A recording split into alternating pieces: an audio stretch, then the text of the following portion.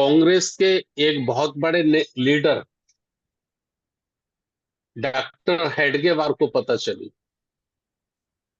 जब डॉक्टर हेडगेवार को क्या नाम था उनका, बलिराम हरि, केशव डॉक्टर बलिराम हेडगेवार ऐसा। हेडगेवार। केशव बलिराम हाँ, हेडगेवार। डॉक्टर बले हाँ, डॉक्टर केशव राव बल हेडगेवार। उनको जब पता चली तो उनको लगा कि देखो बाबा साहब डॉक्टर अम्बेडकर का दिमाग बहुत आगे चल रहा है, बहुत तेजी से चल रहा है। और आजादी से पहले बाबा साहब ने ऐसा सोच लिया कि आजाद भारत में हमें समतामूलक समाज के लिए गांव में, शहर में लाखों करोड़ों हमें अपने बहुजन समाज के युवाओं को तैयार करना। तो डॉक्टर हेडगेवार ने कांग्रेस छोड़ी। कांग्रेस में वो बहुत बड़े कद के लीडर थे, छोटे लीडर नहीं थे। उन्होंने कांग्रेस को रिजाइन किया और उन्होंने संकल्प लिया कि हम आजादी को कामयाब नहीं होने देंगे, क्योंकि आजादी हमारे अनुसार नहीं मिल रही। वो भारत को आजाद तो चाहते थे, लेकिन उनके आजाद का जो नारा था वो था स्वराज। स्वराज अर्थात अंग्रेज छोड़ जाएं, चले जाएं, और पूरा का पूरा शासन सत्ता, पूरा का पूरा सिस्टम मनुवादी व्यवस्था के अनुसार चलाने के लिए हमको स्वतंत्र कर दे। ठीक है। बाबा साहब डॉक्टर अंबेडकर जी की कठिन मेहनत से, कठिन संघर्ष से वो स्वराज की क्रांति जो थी वो स्वतंत्रता में बदल गई। देखिए, स्वरूप बदल गया। स्वराज माने स्वयं का राज, और स्वतंत्रता का मतलब भारत के प्रत्येक नागरिक का राज। ये बड़ी बात है जो मैं आपके बीच में रख रहा हूं, लेकिन वो उद्देश्य पूरा नहीं हुआ। वो उद्देश्य पूरा नहीं हुआ। डॉक्टर हेडगेवार के लोगों ने ईमानदारी से काम किया, सच्ची निष्ठा और सच्ची वफादारी से काम किया। बाबा साहब डॉक्टर अंबेडकर के लोगों ने सच्ची ईमानदारी से काम नहीं किया। उनका राजनीतिकरण हो गया। उनको राजनीति में ज्यादा रुचि हो गई। मंत्री, सांसद, विधायक, राज्यसभा, एमएलसी बनने का कंपटीशन उनके दिल में और दिमाग में 100% प्रवेश कर गया। इसका मतलब हुआ कि बाबा साहब डॉक्टर अंबेडकर का जो युवा पीढ़ी को, समाज को समतामूलक समाज का निर्माण करने के लिए जो तैयार करने का संगठन था, वो हमारा संगठन बौना साबित हो गया। बौना क्या हुआ? प्राय शून्य घोषित हो गया। माननीय काशीराम साहब का उदय हुआ बाबा साहब डॉक्टर अंबेडकर के रूप में, और उन्होंने ये सोचा कि भाई समता सैनिक दल तो सफल नहीं हो सका, लेकिन हमें बहुजन समाज की लीडरशिप को तैयार करने के लिए अपनी युवा पीढ़ी को तैयार करना है। युवा पीढ़ी को तैयार करना है तो उन्होंने बहुजन समाज में वॉलेंटियरी युवा पीढ़ी को तैयार करने के लिए उन्होंने बीबीएफ का गठन किया। बीबीएफ, बहुजन वॉलेंटियर फोर्स, उसका गठन किया। वाकायदा उसकी ड्रेस बनी, और युवा पीढ़ी में बड़ा भारी उत्साह पैदा हुआ। मैं गवाह हूं उसका, और मुझे लगता है आप सब लोग भी इस बात के गवाह होंगे कि हजारों हजारों की संख्या में हमारे लोग white shirt, blue pant, star और लाठियां और कैप लगा लगा कर सड़कों पर खड़े होते थे।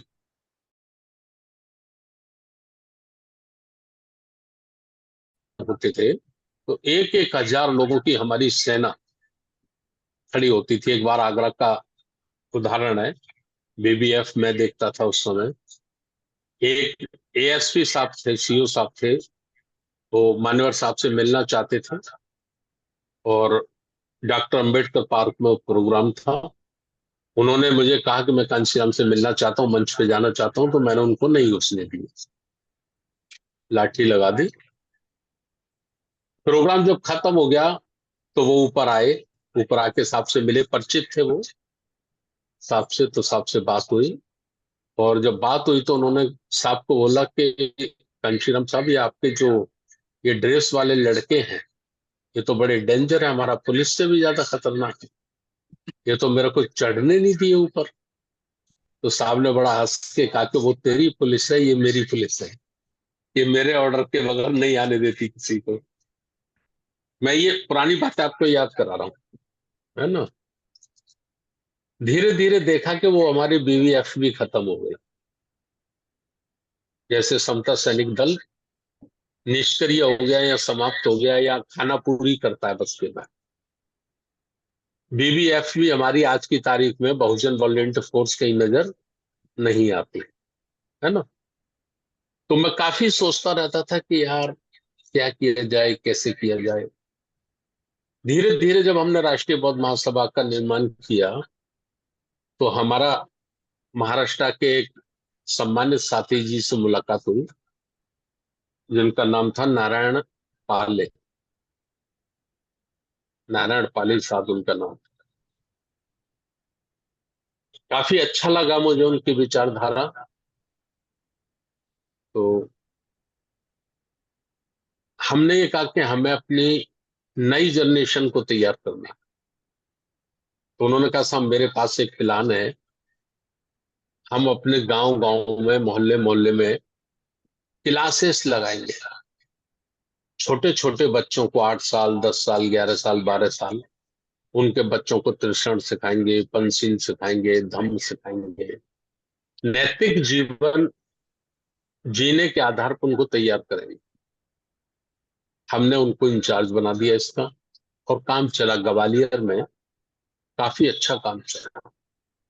तमाम लड़कियां, तमाम वो लड़के लड़कियां जो गवर्नमेंट टीचर थे, उनको तैयार किया गया, और वो हर रविवार को चौपाल पे, गांव पे 10 10 20 20 बच्चों को बिठाते थे और पूरा मिशन पढ़ाना, पंचशील सिखाना, बुद्ध वंदना सिखाना, त्रिशरण सिखाना।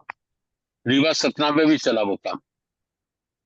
अब उनको ऐसा लगा कि भाई मैं तो बहुत बड़ा काम कर रहा हूं, और जब मैं बड़ा काम कर रहा हूं तो मुझे किसी की लीडरशिप में क्यों करना चाहिए, मैं तो ये काम अकेला ही कर सकता हूँ।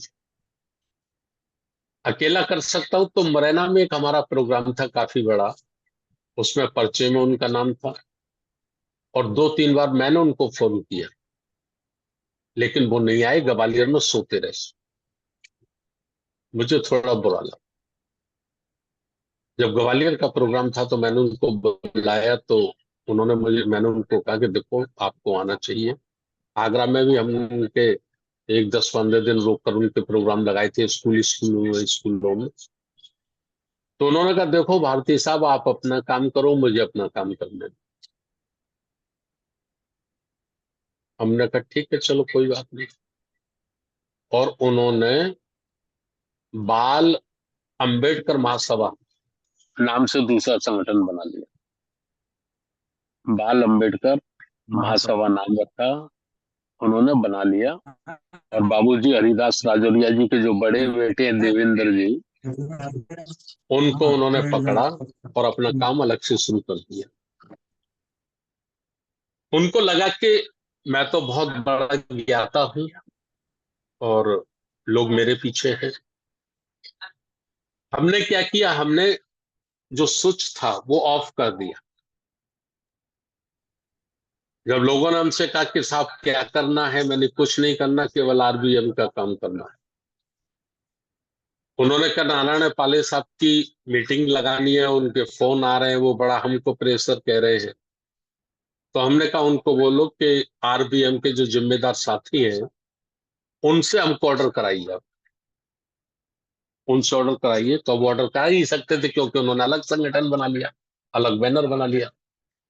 तो फिर वो धीरे से अपना सामान सट्टा उठा उठू के चले गए। मुझे नहीं मालूम आज की तारीख में कहाँ होंगे, मुझे नहीं मालूम। फिर हमने संबैक जी भी हमारे दिमाग में आया कि कुछ हमको सम्यक जीवी तैयार करने चाहिए।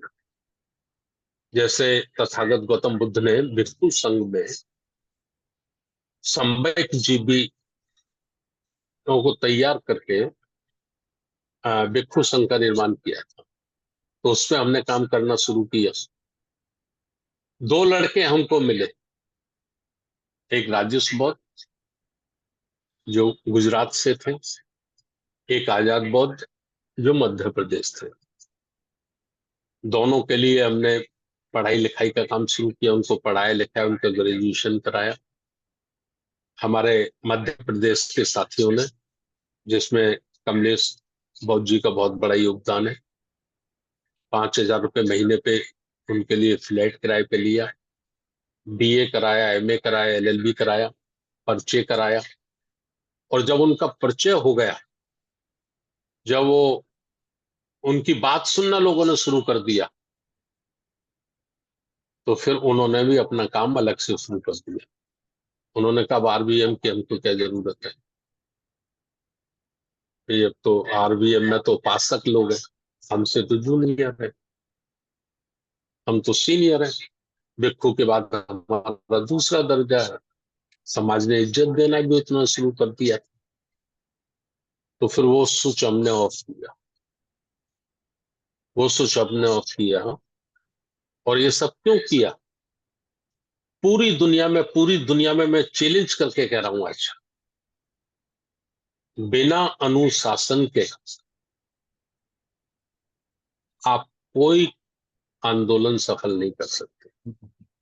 आंदोलन तो बहुत बड़ी बात है, अगर आपके घर में 4 मेंबर है, 5 मेंबर है, वो 4 मेंबर का, 5 मेंबर का परिवार भी बिना अनुशासन के सफलतापूर्वक जीवन नहीं जी सकता। अनुशासन सबसे मस्ट है, सबसे ताकतवर अनुशासन। और जहां अनुशासन भंग होगा, वहां आपकी सारी शक्तियां, सारी ताकतें बिखर जाएंगी, टूट जाएंगी, खत्म हो जाएंगी, कुछ नहीं कर पाएंगे आप लोग। अब युवा पीढ़ी को तैयार करना है एज ए बीज की तरह। धम्म सेवक संघ का उद्देश्य मैं अब आपको बता रहा हूं। धम्म सेवक संघ के निर्माण का उद्देश्य है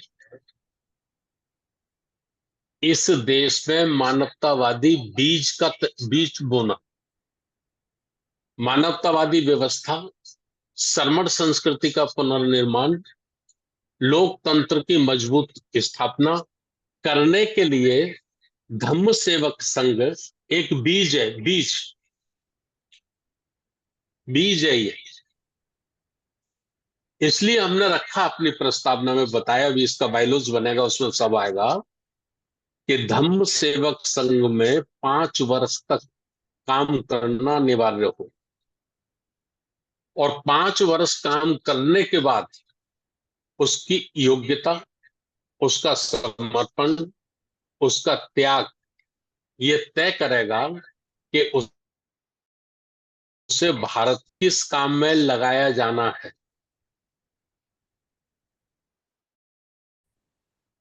पर नियंत्रण स्थापित करना, कंट्रोल लाना है। और कंट्रोल लाने के लिए 4 ताकत की: धार्मिक ताकत, राजनीतिक ताकत, आर्थिक ताकत और सामाजिक ताकत। तो धम्म सेवक एक ऐसा पौधा है, ऐसा बाग है, ऐसा बीज है कि आने वाले समय में भारत का जो नेतृत्व करना है, लीडरशिप करनी है, भारत को लीडिंग करना है, ये बीज धम्म सेवक संघ से निकलेगा। बीज बोया जाएगा, अंकुरित होगा, पौधे निकलेंगे, वृक्ष बनेंगे, और उन वृक्ष की नैतिकता, उनका नैतिक चरित्र जीवन, उनका मन भाव, उनका समर्पण ये तय करेगा कि उसको किस चौकी पे लगाना है। धम्म प्रचार की चौकी पे लगाना है, धम्म प्रचार की तैनाती देनी है, ये उसको इस देश की राज सत्ता को नियंत्रण कराने के लिए लगाना है, राज सत्ता पे नियंत्रण करने की जिम्मेदारी देनी है, या उसको आर्थिक रूप से बहुजन समाज के विकास के लिए उसको आर्थिक चौकी पे लगाना है, या उसको सामाजिक नियंत्रण स्थापित करने के लिए 6,743 जातियों को खत्म करके एक मानव समाज का निर्माण करने के लिए उसको सामाजिक लेवल पे लगाना है, ये धम्म सेवक संघ का बीज आज के 5 वर्ष के बाद इसका आपको प्रभाव नजर आए। मैंने ज्यादा समय ले लिया, 7-8 मिनट कही थी, ज्यादा टाइम ले लिया, लेकिन मैंने स्वयं सेवक संघ की मीट हो रही है तो उस कॉन्सेप्ट क्लियर हो जाना चाहिए ना। देखिए, जब तक कॉन्सेप्ट क्लियर नहीं होता आदमी कंफ्यूज रहता है। जी जी जी। वो व्यक्ति के लिए काम करता है। भारती साहब मुझे बहुत अच्छे लगते हैं, उनका बहुत आए यार, है ना। इंजीनियर किशोर बहुत साहब अच्छा कैडर देते हैं, बहुत जाते हैं, मुझे उनके लिए काम करना चाहिए। आरसी धीमान साहब बहुत अच्छा संविधान का वाचन करते हैं, मुझे उनके लिए काम करना चाहिए। एलपी अमृत साहब बहुत बुद्ध और उनके धम्म का वाचन करते हैं, मुझे उनके लिए काम करना चाहिए। ऐसी सोच के साथ जो लोग तैयार होंगे वो अधूरे हैं, आधे अधूरे हैं। दुनिया में सबसे ज्यादा खतरनाक आधा अधूरा व्यक्ति है। अज्ञानी का बड़ा नुकसान नहीं है, अर्धज्ञानी से, जो अर्धज्ञानी जानेगा भी नहीं और मानेगा भी नहीं, उससे नुकसान होगा बहुत बड़ा, है ना। तो मैं इसलिए कह रहा हूं आज कि धम्म सेवक संघ का निर्माण सतत चलने वाली प्रक्रिया है। चलने वाली प्रक्रिया था। संसार का सबसे बड़ा कड़वा सच है जन्म और मृत्यु। जीते हैं स्वाभाविक तो मरना।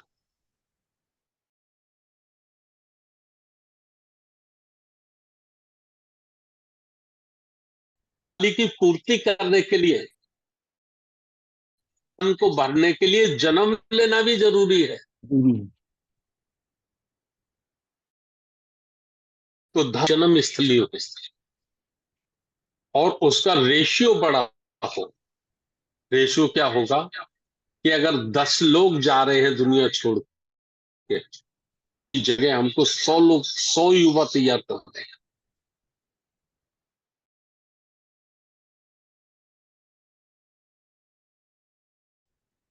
को तैयार करते हैं, तभी तो संपूर्ण भारत बौद्ध में होगा, तभी तो संपूर्ण भारत बुद्ध भारत होगा, है ना। तो ये धम्म सेवक संघ का बड़ी खुशी हुई जब संघ प्रिय कमलेश बौद्ध जी ने खुद अपनी इच्छा रखी। मैंने उन्हें कहा कि आरबीएम में काम करो। उन्होंने कहा कि सर वो आरबीएम में आप कहेंगे तो मैं आरबीएम में कर लूंगा, लेकिन मुझे क्या लगता है कि धम्म सेवक संघ में मेरा काम करना ज्यादा सार्थक हो।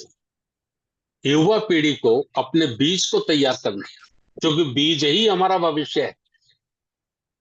बीज को तैयार करना भविष्य को ज्यादा सार्थक है, ज्यादा। तो ये सब काम हुआ, आप सब साथी जुड़े, बहुत बहुत धन्यवाद। मुझे मेरा तो साला 5 पन है, शुरू कर देता हूँ बोलने का 5 मिनट कह के और आधा घंटा हो जाता है। मैंने ज्यादा समय ले लिया, उसके लिए क्षमा चाहता हूँ, लेकिन मुझे ऐसा लगा कि धम्म सेवक संघ का उद्देश्य, उसकी जो आवश्यकता है, कम से कम वो हमारे स्कूल तक जाना चाहिए, जिससे हमारा ब्रेन वॉश हो, काम करने में हमें कोई नहीं ना है। हमारा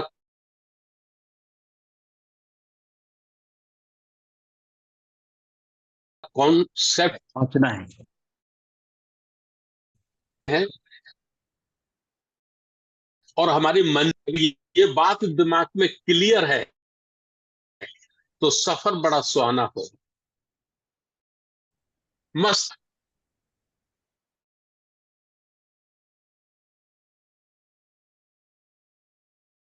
उत्साहपूर्ण चलना है। कहाँ रुकेंगे, खड्डे में होंगे कि गड्ढे में होंगे, तो और कंफ्यूज व्यक्ति कभी सफलतापूर्वक आंदोलन नहीं चला सकता। सफलतापूर्वक आंदोलन चलाना है तो कंफ्यूजन को दूर करना पड़ेगा। इसलिए मैंने ये बातें आज धम्म सेवक संघ की मीटिंग में रखी हैं। बहुत बहुत धन्यवाद। नमो बुद्धाय, जय भीम। बहुत बहुत बहुत सर, बहुत बहुत बहुत आपको बहुत बहुत ने बहुत अच्छी बात हम लोगों के बीच रखी। हम लोगों को इतना सुंदर मार्गदर्शन आपने किया। और हमारे जो बच्चे पूरे भारत से जुड़े हुए हैं, जो इस जानकारी से अछूते थे, को बहुत सुंदर जानकारी मिली कि धम्म सेवक संघ का निर्माण कैसे हुआ, और धम्म सेवक संघ का निर्माण क्यों हुआ, और धम्म सेवक संघ के निर्माण क्यों जरूरी है। ये तीनों प्रश्नों का जो आपने समाहित होकर के पूरे लोगों के सामने रखा। आपने अपने भीतरी भाव और कल एक बहुत बहुत विस्तार से हमको समझाया। आपकी चिंता, आपकी पीड़ा को मैं समझता हूँ भारत की बेटी हम ना जो सुन रहे होंगे, वो इस पे जरूर विचार करेंगे कि हमारा काम कितना आवश्यक है समाज के लिए, ताकि हम अपने महापुरुषों के आंदोलन को आगे ले जा सकें, सफल बना सकें। मैं आपका बहुत बहुत साधुवाद करता हूं, और हमारे माननीय जो मुख्य अतिथि महोदय जी, उनकी विचारधारा का भी मैं बहुत बहुत साधुवाद कहता हूं कि उन्होंने खुद सामने से आकर के कहा कि मैं नेशनल कोऑर्डिनेटर के रूप में काम करूंगा। मैं उनको भी बहुत बहुत मंगल कामनाएं कहता हूं कि उन्होंने ये जिम्मा लिया और पूरे भारत को धम्ममय और प्रबुद्ध भारत बनाने की जो बागडोर संभाली है। मैं उनके लिए बहुत बहुत साधुवाद कहता हूँ। और चूंकि अब बहुत समय हो चुका है, आप सब से मैं निवेदन करता हूं कि हम सब एक स्वर में एक साथ सभ्य सत्कार करेंगे, और आज का समापन यहाँ हो जाता है। सब लोग एक साथ मन को शांत करेंगे और एक स्वर में हम सब लोग एक साथ सब्बे सत्ता सुखी हन्तु सब्बे हन्तु सन्तु चके सब्बे भद्राणि पश्यन्तु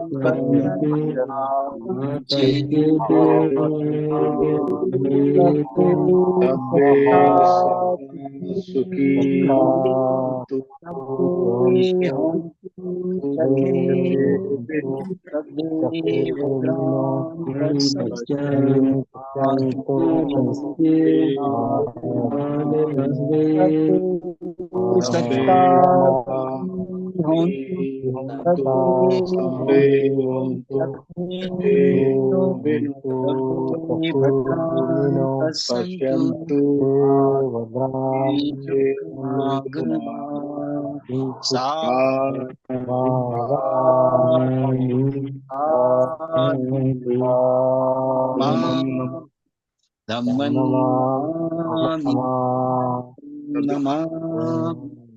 सबका मंगल हो, सबका मंगल हो, सबका मंगल हो।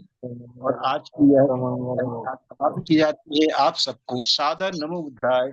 जय भीम, जय बुद्ध और धम्म, जय भारत, जय भारत। ओ नमो बुद्धाय, जय भीम सर। नमो बुद्धाय, जय भीम। साधु सबको साधु। सादर नमो बुद्धाय, जय भीम, जय भीम।